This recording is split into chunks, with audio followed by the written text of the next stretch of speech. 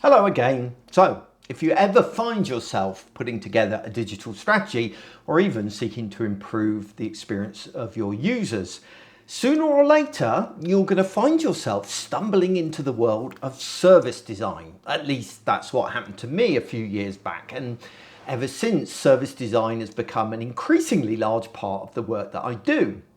In case you haven't come across the term service design before, basically it's about the people, processes and systems that support the delivery of your digital customer experience. So, while user experience design focuses on what happens on stage, for want of a better analogy, service design is all about what happens behind the scenes. And one area of service design that I keep coming back to is the inefficient way that we tend to run projects. To explain the problem, let me just take a moment to talk to you about manufacturing of all things. In manufacturing, one of the most significant challenges that they face is cash flow. You have to buy all these raw materials and then they can sit in a warehouse for weeks or months before they're turned into products. While in the warehouse, the value of those raw materials is unrealized and the company has to, produce a product before they actually turn into a return on investment. They haven't got anything back yet. In fact, they're also probably paying money to store the items. Unsurprisingly, manufacturers are obsessed with focusing on turning those raw materials into products as quickly as possible. They want to recover their costs.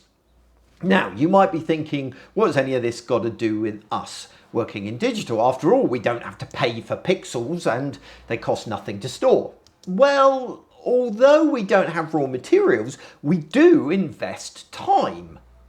Just think about it for a minute. Think about all those digital projects that your organization has on the go. Those apps, websites, social media platforms, email marketing campaigns, customer relationship management systems, content management systems, the list goes on, doesn't it? Also, not just the ones that are actually in production, there are also those that haven't yet kicked off or have stalled for whatever reason. Each one represents hours that the organization has invested that are just sitting there, not creating a return. Even projects that haven't started yet have probably swallowed countless hours in discussions, meetings, budgeting and planning. All that work without generating a cent of return for the company. So what are we going to do about this problem? Well, for a start, you can run fewer projects. Most digital and UX teams have far too many projects in their backlog. Now, to be fair to them, that's rarely their fault. Various stakeholders across the organisation are constantly formulating new projects that they want to run and they have some kind of digital or user experience component. Now, to address this issue, then companies need some kind of governance in place to assess and prioritise projects before too many hours get sunk into their conceptualization. For example, you could ask stakeholders to submit a short business case for potential projects that are then assessed and prioritized with a variation of my digital triage technique that I've written about on my website if you're interested. Unfortunately, running too many projects is made worse by UX and digital teams as they attempt to juggle these multiple projects all at once. After all, they want to keep stakeholders happy, so I regularly encounter teams, or indeed agencies and freelancers as well, who attempt to run multiple projects simultaneously. Of course, that's fine if each project is fully resourced, and that adding additional resources wouldn't actually speed up delivery significantly. However, often that's not the case. Instead, by constantly switching projects, these teams are delaying the delivery of any one of those projects in particular. And that means that no value is being returned for all those sunk hours across all of those projects. If those teams had focused on one project at a time, they could have delivered more regularly, creating a faster return on investment for those hours.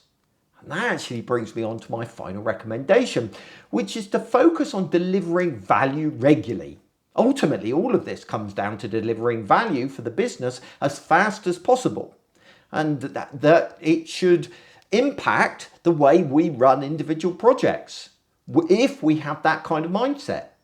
As we've covered in a few videos back. We actually have a habit of running large, complex projects that take forever to deliver. Unfortunately, that means it takes a long time for organisations to receive a return on their investment. But it also kills the project's momentum and leaves stakeholders frustrated. So instead, we need to be focusing on creating these minimal viable products and then iterating on them post-launch so we're delivering value quicker. That way the business can start to see a return on investment earlier. Now, I'm aware all of this is easier said than done. Unfortunately, that is true of a lot of the things in service design as a whole. It is hard to do these things. However, without addressing these kinds of issues, digital and user experience is never going to thrive in your organization. And perhaps even more importantly, without these changes, management and stakeholders won't appreciate user experience design or digital because they're not regularly seeing it create value. Of course, if you need help solving these kinds of problems or just don't know where to start and need to be pointed in the right direction, feel free to drop me an email to paul@boagworld.com. I'm more than happy to chat these things over with you.